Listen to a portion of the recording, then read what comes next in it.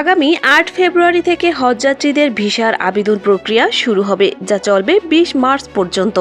গত ২৯ জানুয়ারি এক বিজ্ঞপ্তিতে এ তথ্য জানিয়েছেন ধর্ম বিষয়ক মন্ত্রণালয়। বিজ্ঞপ্তিতে বলা হয়, ২০২৬ সালে হজের জন্য সরকারি ও বেসরকারি উভয় মাধ্যমে নিবন্ধনকারী সহ সব যাত্রীর সরকারি হাসপাতাল থেকে স্বাস্থ্য পরীক্ষা কার্যক্রম বর্তমানে চলমান রয়েছে।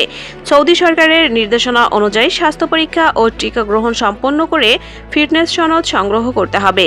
এরপর ৮ ফেব্রুয়ারি থেকে ২০ মার্চের মধ্যে সৌদি নুসুক মাসার পদ্ধতিতে ভিসার জন্য আবেদন করতে হবে। এ পরিপ্রেক্ষিতে নিবন্ধিত প্রবাসী বাংলাদেশি সহ সব হজযাত্রীকে দেশের যে কোনো সরকারি হাসপাতাল থেকে স্বাস্থ্য পরীক্ষা এবং নির্ধারিত টিকা কেন্দ্র থেকে টিকা নিয়ে ফিটনেস সনদ গ্রহণ করার অনুরোধ জানানো হয়েছে। একই সঙ্গে ২০ মার্চের মধ্যে ভিসার আবেদন সম্পন্ন করার নির্দেশনা দেওয়া হয়েছে বিজ্ঞপ্তিতে। ধর্ম মন্ত্রণালয় আরও জানিয়েছে, এবছর ফিটনেস সনদ ছাড়া কোনো হজযাত্রী হজে যেতে পারবেন না। এতক্ষণ সাথে থাকার জন্য ধন্যবাদ। অনুরোধ থাকবে চ্যানেলটি সাবস্ক্রাইব করে বেল আইকনে ক্লিক করুন এবং মতামত কমেন্টে জানাতে ভুলবেন না। আল্লাহ হাফেজ।